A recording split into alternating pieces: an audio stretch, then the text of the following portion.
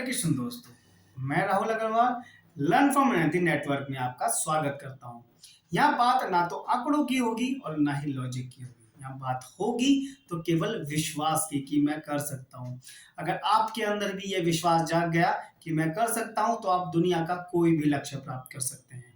दोस्तों, कर्मों का फल तो भुगतना ही होगा।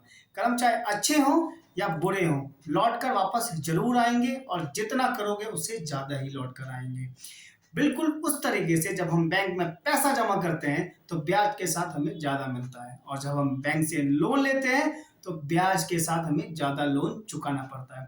हर इंसान बुरे कर्म करते समय ये सोचता है कि उसे कोई नहीं देख रहा, लेकिन हर इंसान में परमात्मा का वास होता है और वो परमात्मा सब कुछ देख रहा है, और न केवल देख रहा है बल्कि नोट भी कर रहा है। और समय आने पर जो भी आपके कर्म है वो आपको ज़्यादा ही वापस मिलेंगे। ऐसी एक कथा सुनाता हूँ, महाभारत की एक कथा है, कर्म की सजा कथा है, और ऋषि वेद व्यास जी ने इसको लिखा था। एक ऋषि थे, मांडव ऋषि, बहुत बड़े ऋषि थे, अपने आश्रम में तपस्या कर रहे थे। तभी कुछ चोर जो राजमहल से चोरी कर कर वहां आ जाते हैं, और इस विश्वास से कि आश्रम में उन्हें कोई नहीं ढूंढेगा, और आश्रम में छुप जाते हैं। और जो राज कर्मचारी उनका पीछा करते करते आए थे वो उन चोरों को आश्रम में घुसता हुआ देख लेते हैं, और चोरों के पीछे वो भी आश्रम में घुस जाते हैं। उन चोरों को पकड़ लेते हैं, सारा माल जब्त कर लेते हैं, और वो ये सोचते हैं कि ये जो ऋषि है ये ऋषि नहीं है, ढोंग कर रहा है, ये इनका सरदार है। इसको भी लेके वो चले जाते हैं, राजा के सामने जाते हैं और कहते हैं कि हमने सभी चोरों को पकड़ लिया है। राजा बिना चोरों को देखे उन्हें सूली की सजा सुना देता है।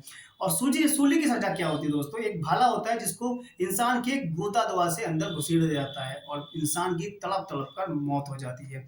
सूली की सजा इनको दे दी जाती है, और जैसे इनके अंदर सूली घुसती है इनकी चेतना जागती है, और ये वापस योग में चले जाते हैं। और जो कर्मचारी थे वो इन्हें छोड़कर आ जाते हैं। अगले दिन जब ये जाते हैं शवों को उतारने के लिए, तो ये देखते हैं कि बाकी सब तो मर चुके थे, लेकिन ये जो ऋषि थे ये जिंदा थे और योग कर रहे थे। ये सब घबरा जाते हैं, और घबराते घबराते ये पहुंचते हैं राजा के पास। राजा से कहते हैं कि महाराज, हमसे बहुत बड़ी गलती हो गई, हमने धोखे से एक ऋषि को पकड़ लिया। और राजा भी घबरा जाता है और तुरंत वधशाला में जाता है, उन ऋषि के पैर पड़ता है, उनसे माफी मांगता है। और ऋषि कहते हैं कि मुझे तुझसे कोई इशू नहीं है, कोई प्रॉब्लम नहीं है, सबसे पहले तू मेरी ये सूली निकाल। और पूरी कोशिश करने के बाद भी वो सूली नहीं निकलती है। वो सूली काट दी जाती है, और जैसी सूली वो काटी जाती है वो ऋषि अंतर्ध्यान हो जाते हैं और सीधा पहुंचते हैं धर्मराज के पास। और धर्मराज से कहते हैं कि धर्मराज, तुमने मुझे कौन से कर्म की सजा दी? तो धर्मराज उनका जो वही खाता है वो चेक करते हैं और दिखाते हैं उन्हें कि 8 वर्ष की उम्र में आपने एक तितली को पकड़कर उसके गोदा द्वार में बबूल का कांटा चुभो दिया था, और उसको वहीं फेंक दिया था कांटा निकाले बिना, और उसकी तड़प तड़प कर मौत हो गई थी। इतना सुनते ऋषि भड़क जाते हैं और कहते हैं कि धर्मराज, तुझे इतना भी नहीं पता कि 14 साल से पहले किए गए पापों को क्षमा करने का विधान है, और तूने 8 साल की उम्र में किए गए कर्म की मुझे इतनी भयानक सजा सुनाई। चाहे मैं तुझे श्राप देता हूँ कि तू मृत्यु लोक पर जाकर सभी कष्टों को भुगतेगा पूरे 100 साल तक। और वही धर्मराज उस श्राप के कारण विदुर जी के रूप में धरती पर आए।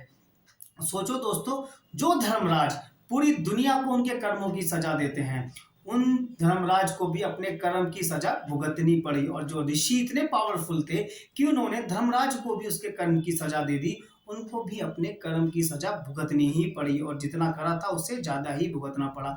तो हम तो किस खेत की मूली हैं दोस्तों? डिसाइड आपको करना है। जिंदगी आपकी है कि आपको अगले जीवन के लिए अच्छे कर्मों की खुशियों की एडवांस बुकिंग करनी है, या अगले जन्म के लिए आपको दुखों की एडवांस बुकिंग करनी है। आशा करता हूँ ये कहानी आपको पसंद आई होगी। मिलते हैं एक ऐसी ही लर्निंग वीडियो के साथ, तब तक के लिए